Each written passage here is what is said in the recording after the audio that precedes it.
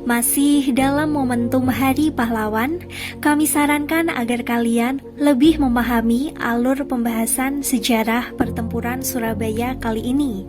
Silakan kunjungi video di iCard pojok kanan atas.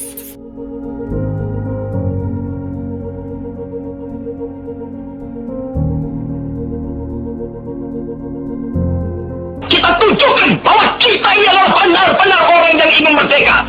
Dan untuk kita, saudara-saudara, lebih baik kita hancur daripada tidak merdeka. Sebelum kita tetap merdeka atau mati. Dan kita yakin, saudara-saudara, pada akhirnya pastilah kemenangan akan jatuh ke tangan kita. Sebab Allah selalu berada di pihak yang benar. Percayalah, saudara-saudara, Tuhan akan melindungi kita sekalian. Allahu Akbar, Allahu Akbar, Allahu Akbar. Merdeka! Pidato Bung Tomo yang baru kalian dengar merupakan bagian akhir pidatonya ketika menyemangati arek-arek Surabaya melawan pasukan sekutu. Seruan takbir yang ia gelorakan merupakan saran dari Kiai Haji Hasyim Asy'ari, di mana Bung Tomo sempat meminta nasihat atas perjuangan di Surabaya. Kiai Haji Hasyim Asy'ari sendiri merupakan ulama besar yang berpengaruh sejak zaman kolonial hingga pendudukan Jepang. Awali dan akhiri setiap pidato saudara dengan menyebut kebesaran Allah. Allahu Akbar, Allahu Akbar, Allahu Akbar. Pada 21 dan 22 Oktober 1945, delegasi Nahdlatul Ulama atau NU se-Jawa dan Madura berkumpul di Surabaya. Beberapa ulama yang dikumpulkan Kiai Haji Hasyim Asy'ari di 2 hari itu adalah Kiai Haji Abdul Wahab Hasbullah, Kiai Haji Bisri Syansuri, dan para kiai serta ulama lainnya. Pertemuan itu turut dihadiri Panglima Laskar Hizbullah, Kiai Haji Zainul Arifin Pohan.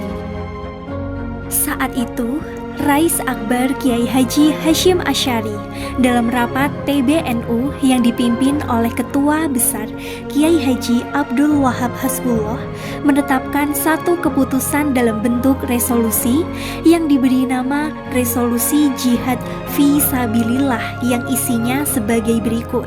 Berperang, menolak, dan melawan penjajah itu fardu ain, atau harus dikerjakan tiap-tiap orang Islam, laki-laki, perempuan, anak-anak, bersenjata atau tidak, bagi yang berada dalam jarak lingkaran 94 km dari tempat masuk dan kedudukan musuh. Bagi yang berada di luar jarak lingkaran tadi, kewajiban itu jadi fardu kifayah atau yang cukup dikerjakan sebagian orang Islam saja. Bunyi 2 kategori jihad dari fatwa tersebut. Bagai air bah, resolusi jihad menyebar dengan cepat ke seluruh penjuru Jawa melalui jaringan pesantren, langgar, dan para kiai. Berbondong-bondong, para santri memperkuat barisan Laskar Hizbullah. Sementara para kiai membentuk Laskar Sabilillah karena dibakar oleh semangat jihad. Memang Laskar Hizbullah merupakan milisi dari kalangan santri yang sempat dilatih secara militer oleh Jepang berkat siasat Kiai Haji Hasyim Asy'ari. Saat itu, ulama pesantren sudah menyiapkan jauh-jauh hari kalau terjadi perang senjata saat Jepang menyerah kepada sekutu.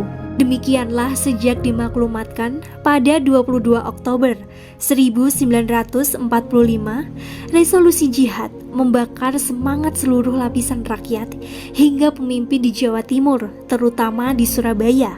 Dalam tempo singkat, Surabaya diguncang oleh kabar seruan jihad dari PBNU ini.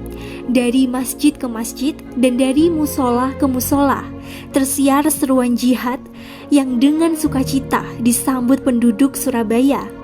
Resolusi jihad memberi dampak signifikan terhadap pembentukan laskar-laskar jihad, terutama menjelang Perang 10 November 1945. Resolusi jihad telah membangkitkan kesadaran bahwa dalam kondisi negara yang belum siap berperang secara militer, maka tanggung jawab perjuangan ada di pundak rakyat.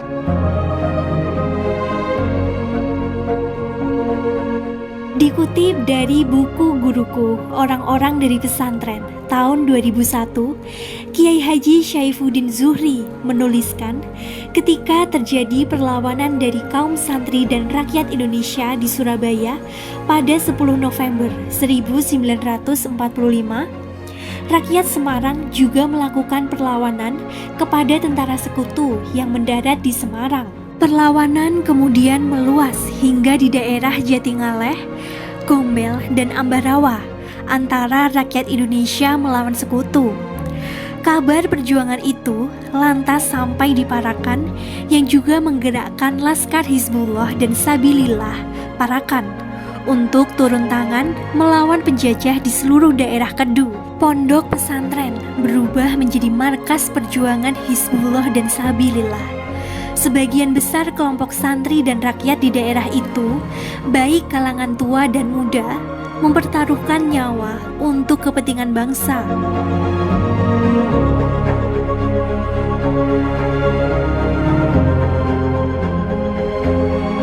Semangat membela agama dan tanah air yang dipicu oleh resolusi jihad kemudian diperkuat lagi dengan pidato Kiai Haji Hasyim Asy'ari pada pembukaan Muktamar NU ke-16 dan yang pertama setelah perang pada 26 hingga 29 Maret 1946 di Purwokerto.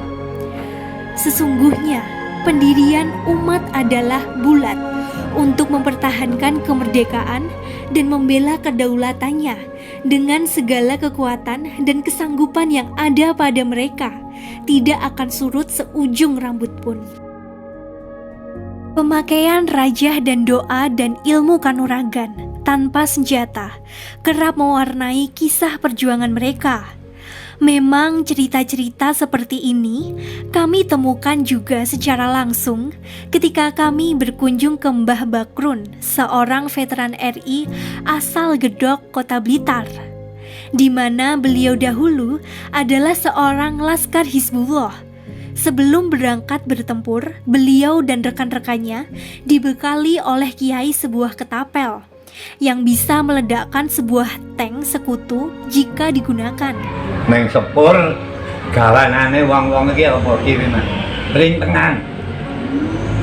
Pelintengan bopret ngono iku lah. Pelintengan iku ampuh. Pelintengan juga pret iki ngenaki teng saka bom.